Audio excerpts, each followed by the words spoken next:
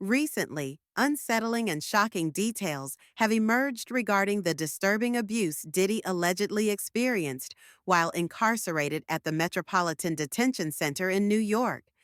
The news has rocked not only his fans, but also those who are closely connected to him in both personal and professional spheres.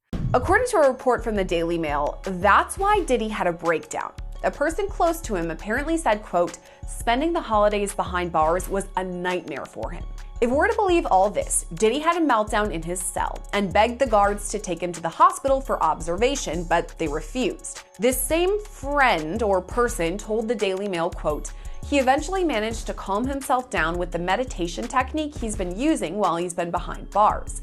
It took him a few hours of deep breathing and focusing to get out of the bad space he was in, but he finally managed it. This isn't the first time Diddy's mental health has come into question while he's been at MDC. When he first arrived, he was on suicide watch, which the U.S. Department of Justice National Institute of Corrections describes as supervisory precautions taken for suicidal inmates that require frequent observation.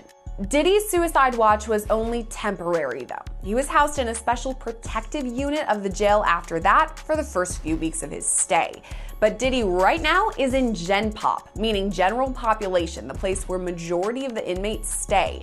And that's where he apparently had this meltdown over.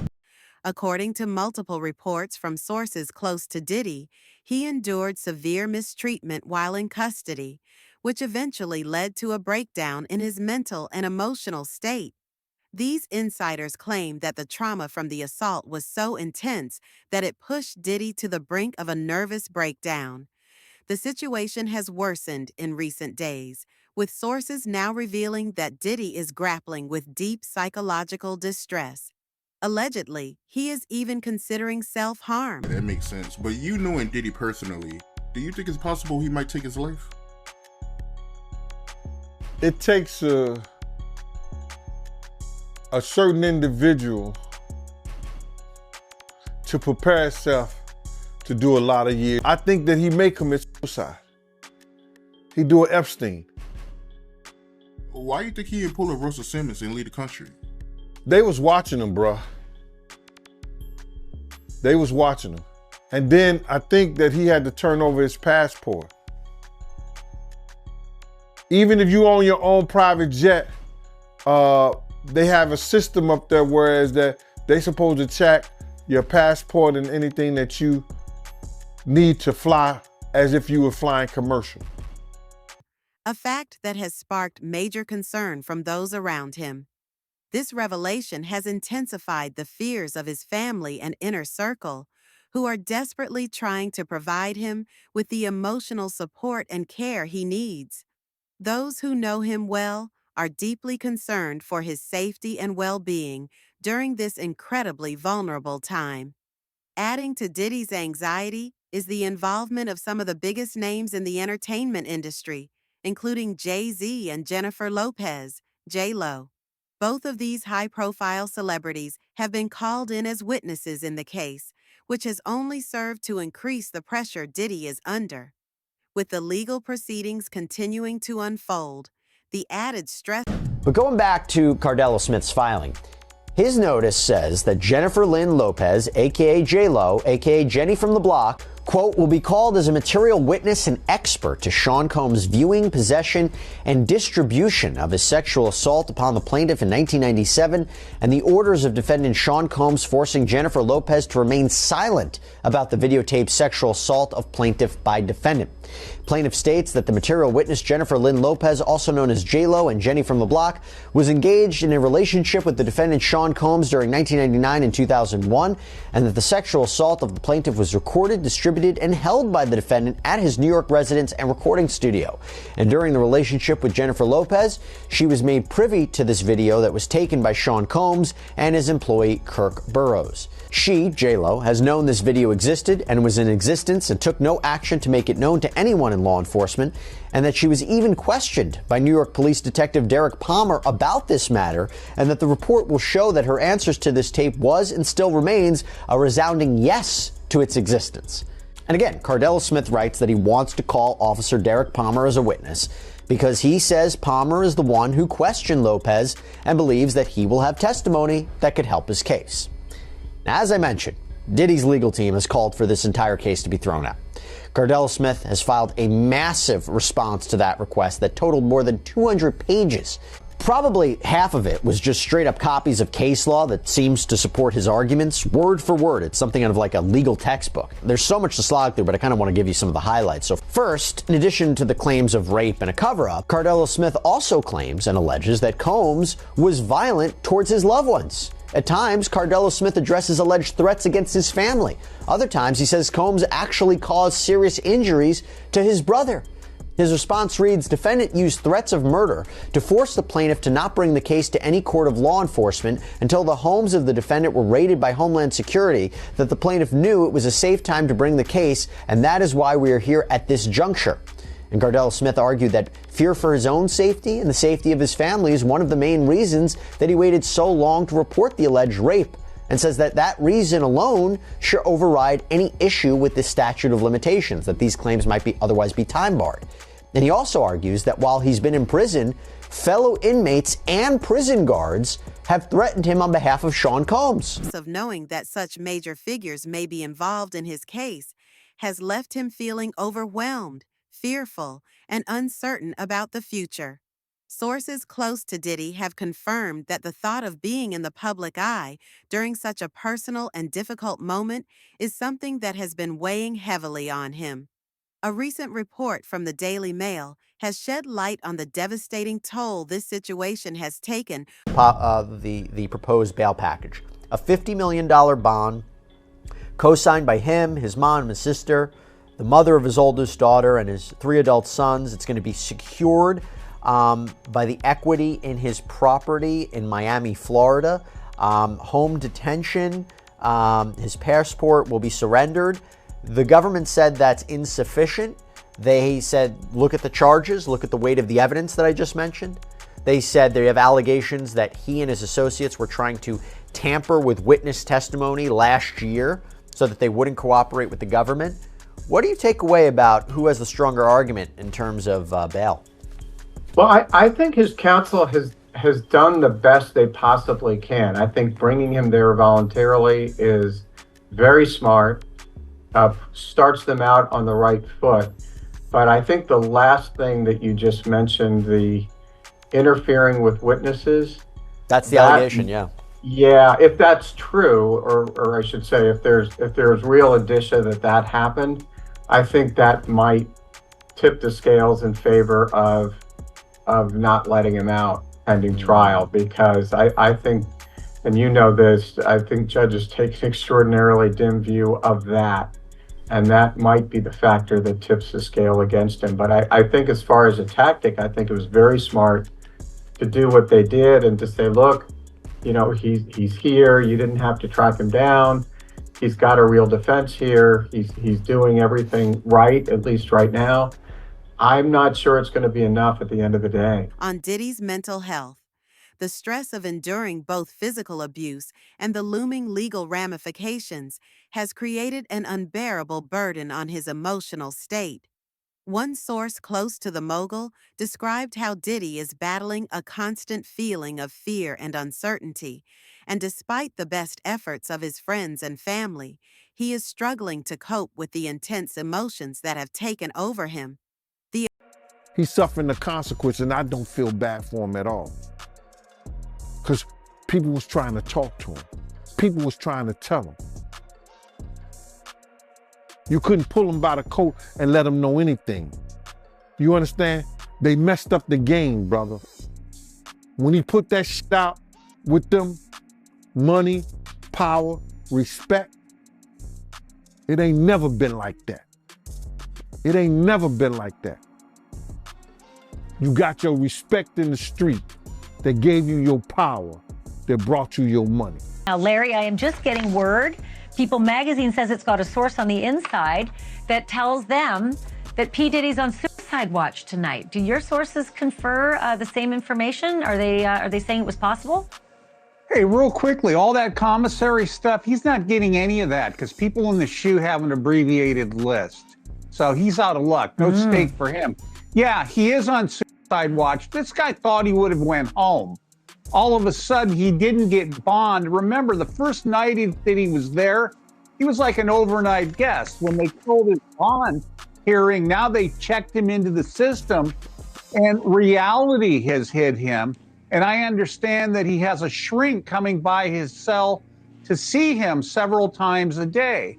And now there's talk about putting him in, it's like a bubble. It's like a cell that has like a plexiglass wall in it where they have inmates watching you. That's actually their job, to keep an eye on the inmates that are on suicide watch. Another error that I guess some warden told you this. There are sentenced inmates there. They're called cadre inmates. They don't have to be white collar inmates, but they're doing maintenance on the building. And the problem why there's a lot of violence there, they have housing units. And they're mixing bank robbers, drug dealers, rapists with white collar people. And this is why Diddy, he can't go into a regular housing unit because somebody will take him out for sure. Somebody's gonna get a lot of street credibility out of this. People that are doing substantial time that know they're never getting out, they'll just kill a guy, no questions asked. You think that they'd suck up to him because he's got a lot of money, and if he ever does get the commissary options, he would be able to help them. Some people do because I got to wrap it real quick. Okay, some people do think that Diddy can help them, but this guy's going to be locked up forever. His case will probably take at least 3 years to litigate. He'll stay at MDC. There's rumors that he wants to go to Essex County Jail in New Jersey because he doesn't like MDC. He's a Marshals inmate. There's no way they're going to transfer him back and forth, I don't know, several times a week, 6 Marshals to do it. He's out of luck. In the midst of all this turmoil, Diddy's friends and associates continue to rally around him, hoping that he will be able to navigate through this difficult period. While the future remains uncertain, they remain hopeful that with the right care and attention, he can begin to heal both mentally and emotionally. For now, Diddy is said to be focused on his recovery, though it's clear that the road ahead will be incredibly challenging.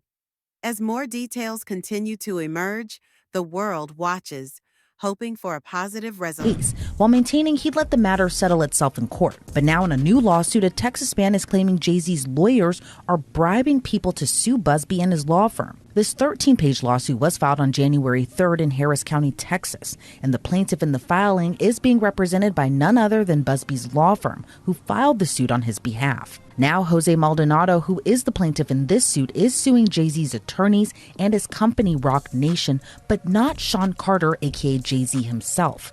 According to the lawsuit, the defendants in this suit are Marcy Bryan Croft, her law firm MJ Legal, Rock Nation, and the law firm who is representing Jay-Z, Quinn Emanuel Urquhart and Sullivan. They allege the defendants conspired to obstruct justice by engaging in shadowy operatives to illegally get more than 24 current and former clients of Busby law firm to turn around and sue them. The suit claims Rock Nation is financing this alleged effort, while attorneys Marcy Croft and the law firm Quinn Emanuel are orchestrating this whole thing. According to the suit, the defendants' agents were pretending to work for the state of Texas and allegedly flashed fake badges, which the suit says wasn't very smart or careful, but also illegal. The suit states the defendants' agents offered as much as $10,000 to a former client to sue the Busby law firm. But the so-called agents were allegedly caught on audio tape red-handed. The suit claims attorney Marcy Croft, who is a lawyer but also a member of Team Rock, was orchestrating that whole effort. Then in another recording, those agents were describing in great detail the alleged criminal conspiracy. The suit claims they went so far to admit the lawsuits would be reported in the press, and some former clients already accepted money to join that alleged effort. As I mentioned, Sean Carter, aka Jay-Z, isn't named as a defendant in the lawsuit. However, the suit claims Rock Nation and Jay-Z are synonymous, given the mogul is the founder and chairman. The lawsuit acknowledges Busby's law firm filed the rape lawsuit against Jay-Z in New York federal court, and as a result, Jay-Z sued Busby's law firm in Los Angeles state court. But the suit claims while all of that legal back and forth was going on, Jay-Z's attorneys who represent himself and his Rock Nation denied in open court and in the press their involvement in the alleged scheme. Now back to Maldonado's claims. He claims the defendants used him as a pawn. He alleges on behalf of Marcy Croft, 2 people attempted to contact him many times and went so far as to go to what they believed to be Maldonado's home. Instead, they went to his dad's house and allegedly identified themselves as federal officers. After realizing they were at the wrong home, they continued to contact Maldonado, and Maldonado claims they were pushy. Once they got in touch with him, he claims those individuals said they were with the state and they were putting together a lawsuit on behalf of Marcy Croft and the company she worked for. The suit alleges Croft said she would assign Maldonado's case to someone who could get him a lot of money. Instead, Maldonado contacted the Busby law firm, and now they're suing for solicitation and civil conspiracy. In a statement to the Houston Chronicle, Busby said, quote, "The conduct alleged by Mr. Maldonado is illegal and unethical. We know investigators have gone all over the United States illegally contacting our former clients to try to entice them with money to sue our firm. According to Mr. Maldonado, we now know who is behind this effort. We won't be intimidated nor deterred in our important work. I expect more lawsuits will follow as we continue to hear former clients report this egregious conduct," end quote. But Marcy Croft fired back against the allegations, saying the lawsuit reeks of desperation. She also told the Houston Chronicle, quote, "For over 25 years, I've dedicated my career to exposing and dismantling networks of fraud and manipulation. I didn't ask to be a part of this fight, but now that he's dragged me into it, he should know that I'm not someone who backs down. Mr. Busby should be worried. Truth and justice are on my side, and I have every intention of holding him accountable." Recently, unsettling and shocking details have emerged regarding the disturbing abuse Diddy allegedly experienced while incarcerated at the Metropolitan Detention Center in New York. The news has rocked not only his fans, but also those who are closely connected to him in both personal and professional spheres. So that's that. Now, as far as Jay-Z is concerned, this could really go one of 2 ways. This might be an isolated one-off case that he has to defend, or potentially it could be a Me Too type situation where other victims come forward. Obviously, we saw that with Diddy and Cassie Ventura. So the coming days and weeks are really going to be telling. And Tony Busby says he has more than 100, maybe up to 300 victims he's representing. So it's going to be interesting to see if any of them also name Jay-Z. And Nima, if such a high-profile name like Jay-Z has come out, could more celebrity names be tied to these lawsuits? What do you think we can expect? No question. This may just be the first celebrity domino, and Jay-Z was unmasked as celebrity A, but let's not forget there's a celebrity B in that same lawsuit that allegedly witnessed the sexual assault, a female celebrity. And there was someone who went on CNN earlier this week and said that his sexual assault was witnessed by another celebrity as well. So I think we're going to see more celebrity names identified very soon. All right, Nima Rani, thank you so much for joining us. As you said, this is one that has entered the court of public opinion. It's nice to have your actual legal advice on. According to multiple reports from sources close to Diddy, he endured severe mistreatment while in custody, which eventually led to a breakdown in his mental and emotional state. These insiders claim that the trauma from the assault was so intense that it pushed Diddy to the brink of a nervous breakdown. The situation has worsened in recent days, with sources now revealing that Diddy is grappling with deep psychological distress. Allegedly, he is even considering self-harm. For years, P. Diddy's gotten a whole pass. He's actually created his own kingdom where he makes his own rules, and you got to follow his rules or you get penalized. And guess what, Laura? He's now in a federal penitentiary, and for the first time in his life, he's facing his own fate at the hands of somebody else. And I will tell you, Laura, I've done federal cases, that's not the place you want to be in federal court. 90% of federal criminal indictments brought down are pled out, right? A plea deal is brought. And of the only 10% left, 90% of those defendants that go to trial, they lose. So he is looking at a daunting uphill battle to fight these horrible charges.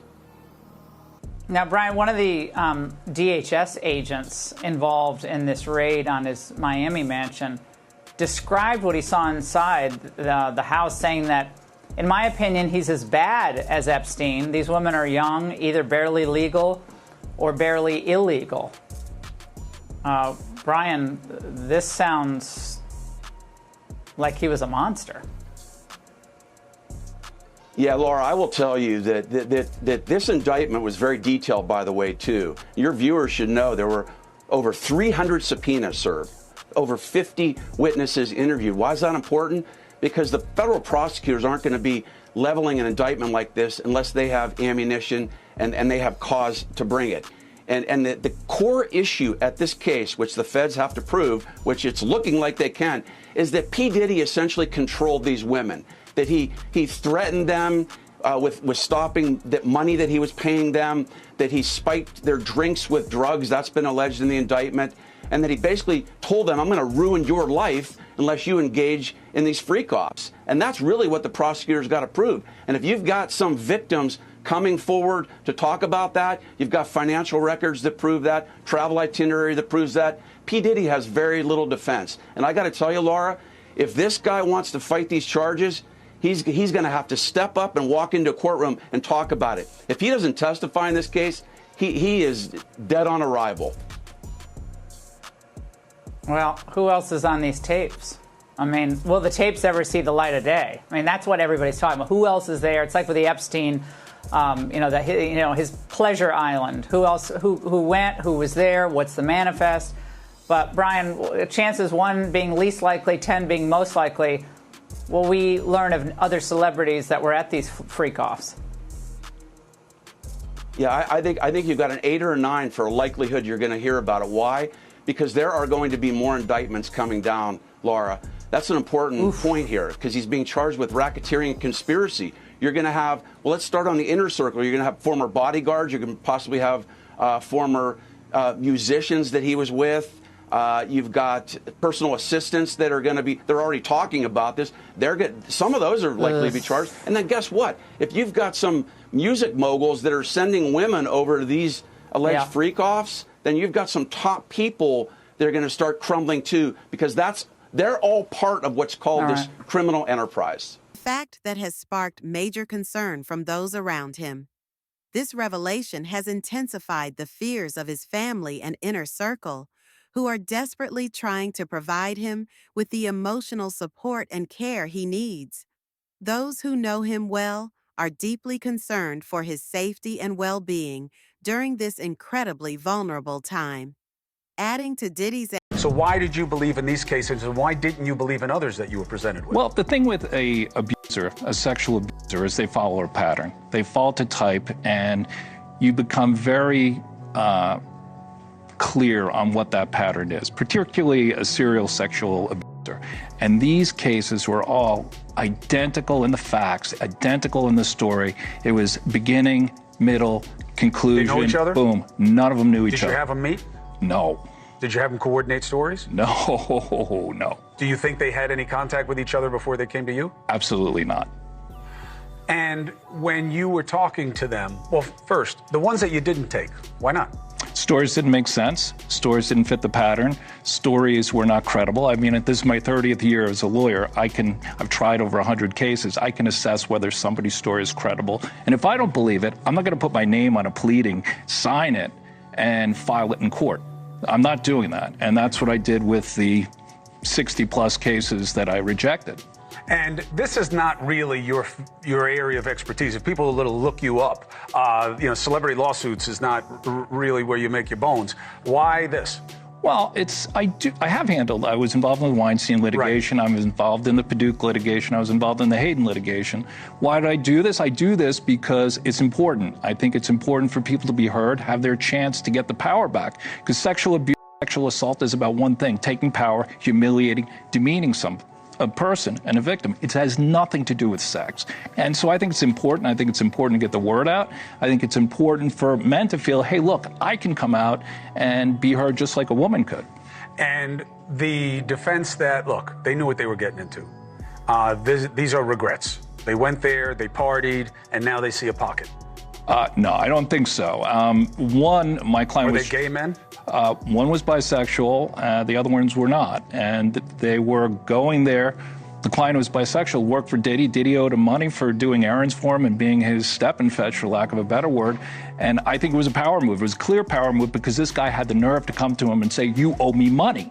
And so Diddy said, come on to the Intercontinental Hotel. He gives him the drug, knocks him out, sodomizes him. And I won't use the term that my client used, but I will said he tried to turn me into his B word. And I think it was a clear power move on each and every occasion. I think the ones that took place in the Park Hyatt, that wasn't partying. My client met him at a nightclub in the city here with a music producer. He didn't think he was getting into that. The man who was raped in the Hamptons, he thought he was going to a white party. Who wouldn't want to go to a white party? I would have gone to a white party back in the day. I wouldn't go now. But they went there innocently, and this is what happened to them. I never went.